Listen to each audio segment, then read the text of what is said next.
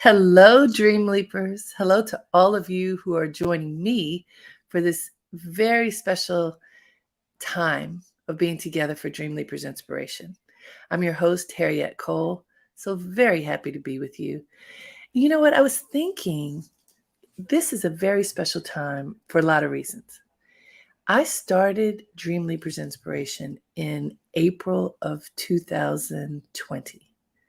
So if we go back and think about what that means, those of you who were with me then, it was about a month after lockdown began. The coronavirus pandemic hit the world. We were told to go home in March, and so many of us were home and feeling incredibly isolated. Whatever our life circumstances were, suddenly things came to a halt. If we were moving about, going to work, taking our children to school, traveling, whatever we may have been doing, we were told, turn it around, turn yourself around, and go home. And now, for about a year, we've been venturing out, little by little, depending upon who you are and what your circumstances are. The venturing out has been greater or lesser, but the lockdown has been lifted. Now, as we know, that doesn't mean that COVID is gone, but the imminent danger of death from COVID is gone, thank God, because of vaccinations and other medications. So, as we are re-emerging into life, and I'm not going to say as we knew it, although I know a lot of people are thinking that, how can I get back to the life I had? That life is gone. We only have the moment we're in and hopefully the one that we're about to enter. Things that happened in the past are exactly that, the past. They're gone. Now, we certainly can learn from the past, and I hope that all of us do, but we cannot go back and recreate the past because it's gone and all the circumstances have changed. Certainly in this time, right now, 3 years after the COVID epidemic sent us home, life is different. Do you feel that? Do you see how life is different? I find it to be so incredibly different. There are a lot of things that happened, good things and challenging things. One of the challenges that I think turned into something good, again, that going home and having to stay home. Literally, if you lived in a big city like I do, you were told go inside your house and don't really come out for a long period of time. What happened then? For many people, well, for all of us, we had to figure out a new rhythm, a new way of working, of being, of how we spend our time, how we divide our time. For many people, it meant working nonstop if we were fortunate enough to have work, engaging each other over a video source became the way that we could see each other. And interaction with others for many increased. I remember I was working with a client. I live in New York. This client is in LA. And typically, pre-COVID, the way I would work with them would be several times a year, I would travel to LA to spend time with them, which was wonderful to do. But with the advent of COVID, what happened is we would turn on our computers, ask the camera to turn on, and boom, there we were with each other. And this group of people who are part of a company, a well-established company, described something that happened for them that I think was an unintended consequence. Namely, they grew closer to their colleagues who were across the country because they got to see them at least once a week on a video call. Technology helped them so that they became closer.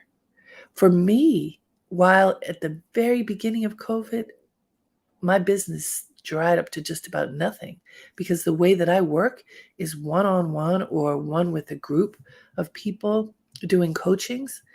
And I come to people wherever they are, Well, there was no coming to anybody then. We were stuck at home.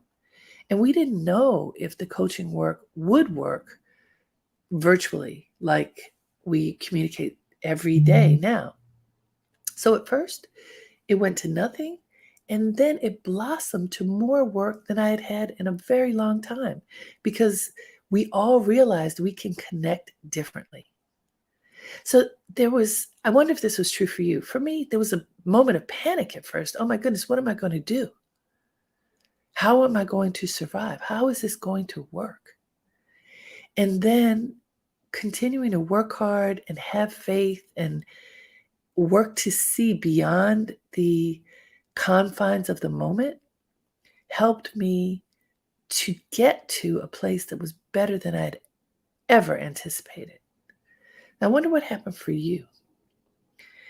When I look back at my life and career, I have similar things that I notice about thinking I really want something to happen right now in the moment. And then it doesn't. I may have this big dream. I want this for my life. Because as you know, I believe in dreaming. This is Dreamleapers after all. I believe in harvesting that dream, the big one, and then another big one, and another big one, and then working to make it manifest. And very typically, whatever that dream is that I've had, and my sense of urgency to get it to launch, that's good to have that sense of urgency. But also, I've learned over the years, it has to be tempered with patience. Because just the fact that I want something to happen in a particular amount of time usually has nothing to do with how quickly it's going to happen. Have you ever had that occur in your life where you want something, you are working hard for it, you believe in it, you've aligned others to support you, and yet it takes way longer than you expect? And what happens then? Sometimes we feel deflated. Sometimes we are mad. Sometimes we feel like there's something wrong with us. Why can't we make this thing happen? Sometimes very often, we point our finger at others and blame them. It's got to be your fault. This is not happening because of something that someone else put in our way, that there's an obstacle, an impediment that is there. Why? Because of you. Not because of me. It's your fault. I'm doing the work. You did it. Have you ever done that? Well, one of my most famous sayings is when you start pointing your finger at others, wrestle that finger around. It's not easy to do, y'all. Wrestle that finger around, point it at yourself, and ask yourself, what is my role in this? How did I get here? What is my responsibility to turn it around? Rather than blaming others, what can I do to fix this? And by the way, what did I do to get myself here in the first place? That is so hard to do. I say it often. I remind myself, I remind others. This process of self-reflection and accepting responsibility is essential for a fulfilled life, for a contented life, for a real life. You have to look at what you have thought, said, and done, and the consequences thereof, and figure out next. If you don't take the time to process whatever has occurred in your life, here's what's going to happen. You're going to repeat it. You're going to take a step in another direction, perhaps, that has nothing to do with your goal because you did not think it through, weigh the odds, look at the horizon, and work hard to determine what the next step forward is. If you sort of stumble your way through, you'll be lucky. Sometimes we are to happen upon what you need, but it's way better for you to be self-reflective and figure out what would be the most thoughtful, strategic approach to handling a situation that may not be comfortable for you. So I spent a day this past weekend with a wonderful actress who has been in the business for a long time. And soon the interview I did with her will be published. So I'll let you know about that when it comes. But there's one thing that she said to me that stuck with me, and I want to share it with you. This person is Cheryl Lee Ralph.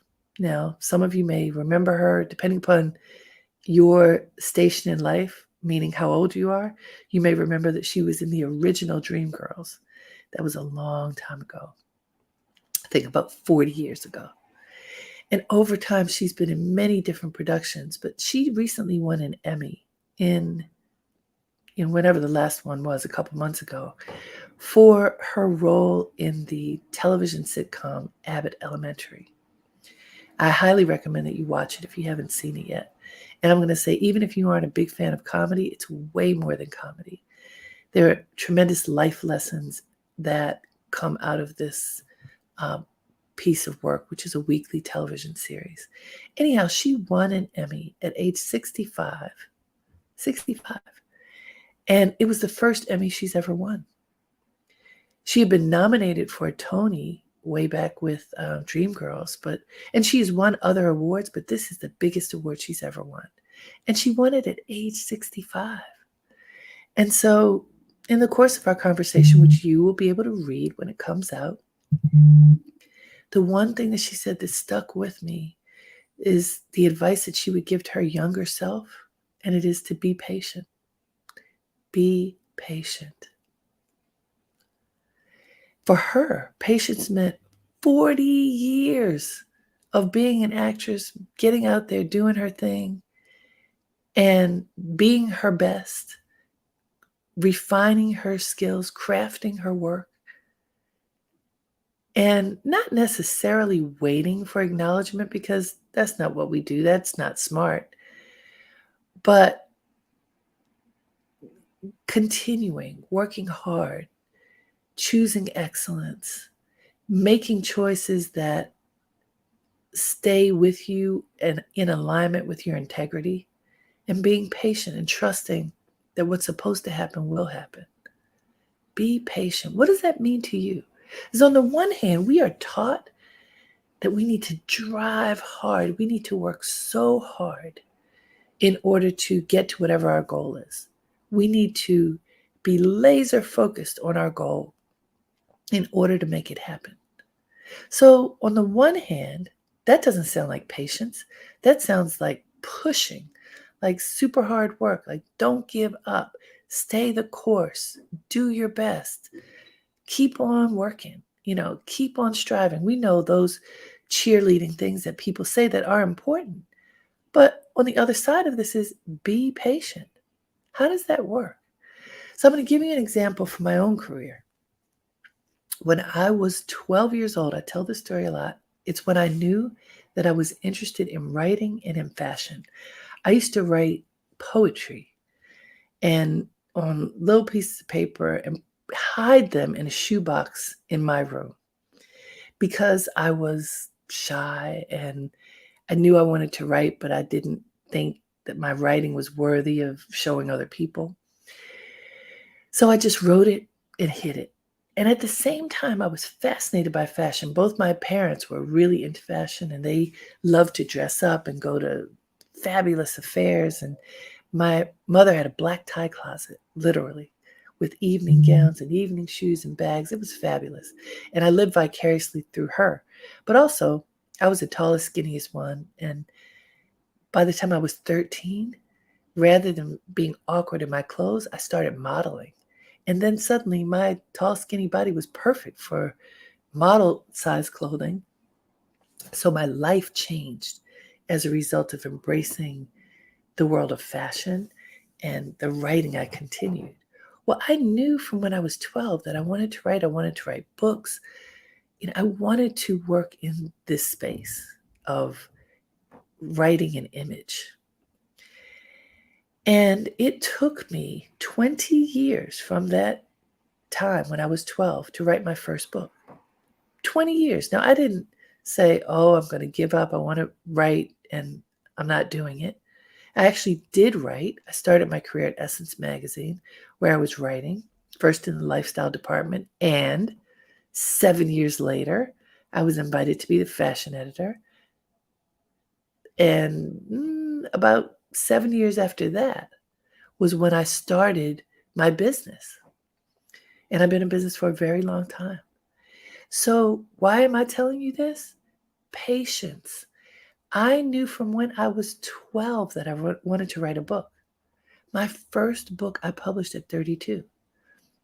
I was writing. I got a job where I was writing. I was writing, and by the way, because I was at a magazine and just happened to be offering my skills that I had learned as a model to all the work that I was doing, I also got involved in image and styling because it was needed before I became the fashion editor. I kept my eyes on the prize. I kept my heart was there to be a writer. My heart was there to be engaged in fashion and style. And so I did it. I would style photo shoots in the lifestyle department, even though they didn't have to be styled, but you go into an environment, you want it to look a particular way.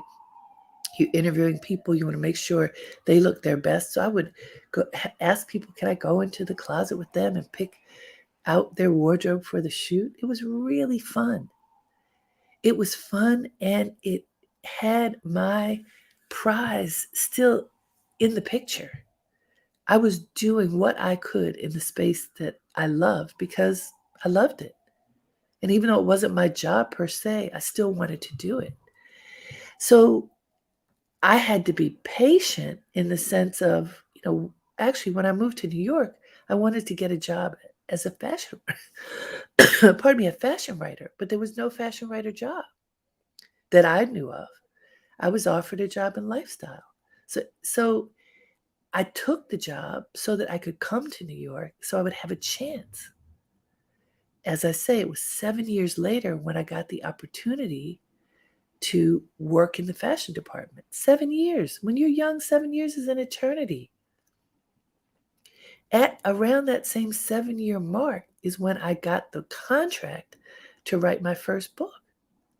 So these two things that I had been dreaming about and working toward began at about the same time. Patience, years of patience. In that case, it was 7 years for the job and maybe 8 or 9 years before the book came out, 20 years from when I thought I was going to do it. From there, for me, that first book, Jumping the Broom, The African American Wedding Planner, some of you may know it, became a bestseller. And because it became a bestseller, the door opened for me to write other books. As of today, I've published 7 books. That little girl, that little 12-year-old girl, her dream came true, but way later than when she wanted it to. So I ask you, how about you? What are those dreams that you have that are just living in your heart, in your spirit? And what are you doing about them? Being patient does not mean sitting back and saying, oh, it'll happen sometime. Actually, if that's what you're doing, it's never going to happen. You have to put a tremendous amount of energy into whatever the dream is and have patience and faith that the best outcome will come in due time.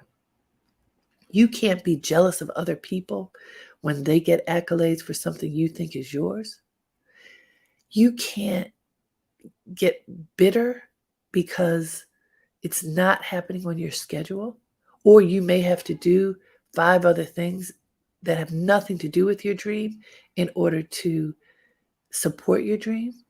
You can't get bitter about those things. You just have to stay the course, keep your energy up, have patience and faith that it's going to work out. That is so much for me to say. I realize saying this to all of us, it sounds great. Um, it sounds doable, but it almost sounds like, well, it's doable for that person over there. Maybe it's doable for you, Harriet. Obviously, things have worked out for you. That's one of the challenges that I recognized early on, because I've been a public speaker for a long time, people often think the speaker, the person who has the microphone, the person on stage, has it all together. But the person on the other side in the audience, oh, I could never do that. I don't know how I could ever make that happen. That person on stage is different from me. Have you ever had that thought? That person has it all together. That person is a celebrity. That person is top of her game in whatever her field is. We start making excuses and distancing ourselves from whoever that person is who has the mic. And usually the only difference between that person and us is that that person has pushed a little harder and maybe more strategically. And so that's what we need to do. Think about who you know who can support your dream. This is one of those things that we hear all the time. Who you know is as important as what you know. I want to tell you that this is true. It may not be fair, but it's true. You could be expert at something, so good. You have studied for so long. You may have gotten the top degree that you can in your field of interest. You may have had your head down and done your best in your job and have excelled at doing the job. But when you look up, you notice that all these other people have gotten ahead of you. You know, how did that happen? That's not fair. They're not treating me fairly. Point the finger this way. When that happens, this is what I need you to understand. You have not done something that is essential for your growth. And usually that means you have not developed relationships with other people who can support you. Sometimes we have our laser focus on so much so that we don't even think about what are the other steps necessary to reach the goal, to make the dream manifest. Relationships, contacts, engagement, interaction with other people, that is part of it. It's an essential part of it. We are human beings. We need to connect with each other. Even when we are brilliant, even when we are at the top of our game, when we separate ourselves from everyone, we often don't thrive. Human beings need to connect with each other. And I'm going to go back to when this COVID epidemic started and we had to come home during quarantine, during the lockdown. People who did not communicate with others, people who went home and hibernated and didn't reach out and didn't respond when others did and just really isolated, had a tremendously difficult time. People who didn't turn their camera on when they had the opportunity to see one another and connect in that way wilted.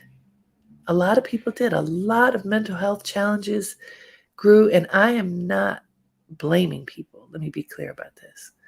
There are people who have had legitimate mental health concerns, some far bigger than what I'm simply talking about, but I know that the rise in mental health challenges, it was exponential, in part because we were isolated, in large part because we were isolated.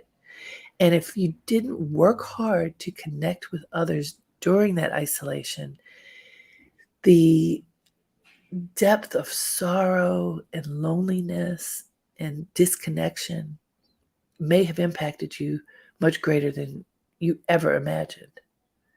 So, connection to human beings, connection to each other is essential to live and is absolutely essential to making our dreams come true. No matter how smart you are, I'm going to say this again, you can't do it alone. We humans need each other. And you have to select your humans well. We know that relationships can also be tough. People are not always honest. People don't always treat us the way that we would like to be treated. We don't always treat people the way that they want to be treated. But it is essential and worth it to figure out who your people are, to make your tribe. I have a friend, Charles Ward, who always talks about his tribe. And he and his wife, Cheryl, are very particular about who gets to be part of their tribe. Why? Because if you get to be in the inner circle, you have to pass the trust test. You have to have the honor and capability of being with them in a way that is uplifting, not that it's going to bring you down. I think that's brilliant. Who is part of your honor circle? Who is part of your tribe? Who is there to support you, to cheerlead you, to tell you the truth in ways that you can hear it? Who is that? Who is there to help unlock a door that you may not even see? In the world of business, we often call that being a sponsor.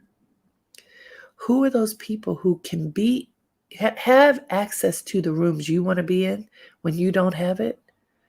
Who can cheerlead you and strategically create opportunities for you because you're ready and help to open that door? Who are those people in your world? I want you to know that part of this process that Shirley Ralph talked about of being patient includes being ready, sharpening your skills, crafting those relationships, identifying people who would be great to be part of your tribe, part of your community. Being patient does not mean sitting back and waiting for something to happen. That's the point. Being patient means if you have a goal and a dream and you want to reach that, it means working hard toward the goal, becoming expert at whatever it is that is your dream, aligning yourself with people, with institutions, with communities that support your dream, but not being arrogant, not having the false belief, well, it's my turn, why am I not getting it? That bitterness will easily make sure that you don't reach your dream. Have humility. Keep the focus. Do the work. Become excellent at what you do, and then the doors will open. Like I mentioned about being invited to do fashion after 7 years. Why that invitation came is because I was doing it, not as a job, but I was doing fashion in my other job, in the lifestyle job. Every opportunity that came, I was engaging all of my skills. So when the moment came for me to step into the fashion role, I was ready. My boss saw that I had the capabilities. I wasn't going around saying, I want this, why can't I have this? Absolutely not. I was doing the work with joy and not even waiting for the opportunity, just doing the work and making sure people could see that I was perfecting my skills and offering those skills in service of the moment. And that patience for me ended up yielding incredible results. The same can be true for you. And it may have already happened. If you look at the little victories in your life, how did they happen? You got good at something and other people recognized it and gave you a chance to go to the next level. It doesn't usually work if you're just pushing your way through. Creating alignments with others, that's when it works. And so I want to invite you to engage patience as you stay the course and put all the energy that you have into your goals and dreams.